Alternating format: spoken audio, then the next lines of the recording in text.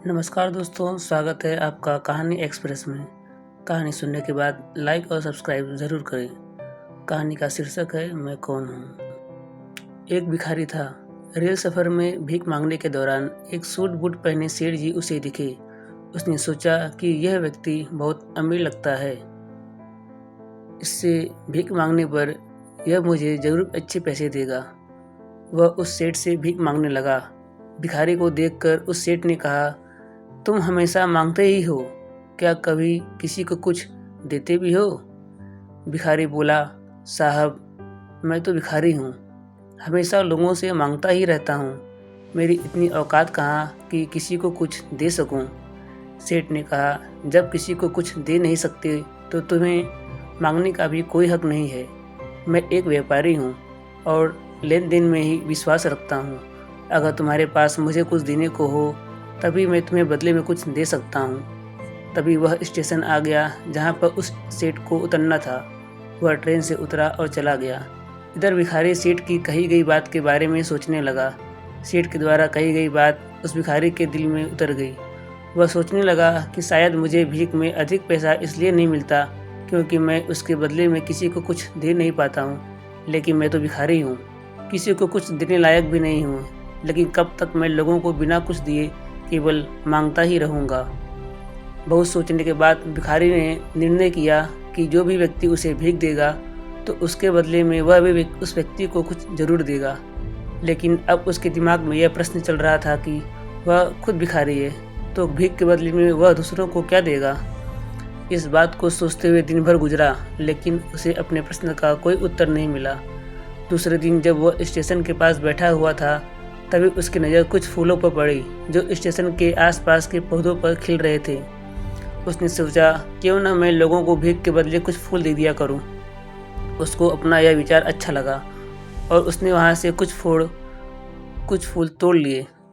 वह ट्रेन में भीख मांगने पहुंचा। जब भी कोई उसे भीख देता तो उसके बदले में वह भीख देने वालों को कुछ फूल देता था। उन फूलों को लोग खुश होकर अपने पास रख लेते थे। अब भिखारी रोज फूल तोड़ता और भीख के बदले में उन फूलों को लोगों में बांट देता। कुछ ही दिनों में उसने महसूस किया कि अब उसे बहुत अधिक लोग भीख देने लगे हैं। वह स्टेशन के पास के सभी फूलों को तोड़ लाता। जब तक उसके पास फूल रहते तब तक उसे बहुत से लोग भीख देते थे। लेकिन जब फूल बांटते बांटते खत्म हो जाते तो उसे भीख भी नहीं मिलती थी। अब रोज ऐसा ही चलता रहा। एक दिन जब वह भीख मांग रहा था तो उसने देखा कि वही सेठ ट्रेन में बैठे हैं, जिसकी वजह से उसे भीख के बदले फूल देने की प्रेरणा मिली थी। वह तुरंत उस व्यक्ति के पास पहुंच गया और भीख मांगते हुए बोला, आज मेरे पास आपको देने के लिए कुछ फूल हैं, आप मुझे भीख दीजिए, बदले में मैं आपको कुछ फूल दूंगा। सेठ ने उसे भीख के रूप में कुछ पैसे दिए और भिखारी ने कुछ फूल उसे दे दिए। उस सेठ को यह बात बहुत पसंद आई। सेठ ने कहा, वाह क्या बात है, आज तुम भी मेरी तरह एक व्यापारी बन गए हो। इतना कहकर फूल लेकर वह सेठ स्टेशन पर उतर गया।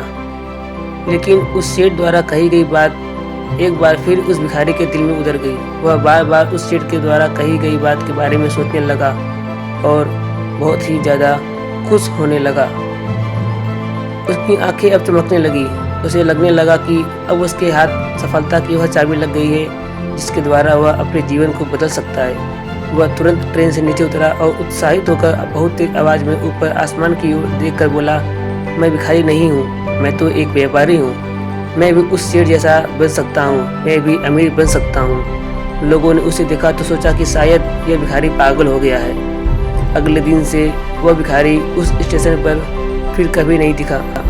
एक वर्ष बाद इसी स्टेशन पर दो व्यक्ति सूट बूट पहने हुए यात्रा कर रहे थे। दोनों ने एक दूसरे को देखा तो उनमें से एक ने दूसरे को हाथ जोड़कर प्रणाम किया और कहा, क्या आपने मुझे पहचाना सेठ?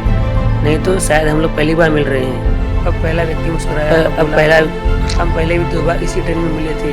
मैं वही भिखारी हूँ जिसको आपने पहली मुलाकात में बताया था कि मुझे जीवन में क्या करना चाहिए, और दूसरी मुलाकात में बताया कि मैं वास्तव में कौन हूँ। नतीजा यह निकला कि आज मैं फूलों का एक बहुत बड़ा व्यापारी हूँ और इस व्यापार के काम से दूसरे शहर जा रहा हूँ। आपने मुझे पहली मुलाकात में प्रकृति का नियम बताया था जिसके अनुसार हमें तभी कुछ मिलता है जब हम कुछ देते हैं।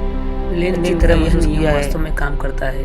मैंने यह बहुत अच्छी तरह महसूस किया है, लेकिन मैं खुद को हमेशा भिखारी ही समझता रहा। इससे ऊपर उठकर मैंने कभी सोचा ही नहीं था। और जब आपसे मेरी दूसरी मुलाकात हुई तब आपने मुझे बताया कि मैं एक व्यापारी बन चुका हूँ। अब मैं समझ चुका था कि मैं वास्तव में एक भिखारी नहीं हूँ बल्कि व्यापारी बन चुका हूँ। समझ के ही तो बात है। भिखारी ने स्वयं को जब तक भिखारी समझा वह भिखारी रहा।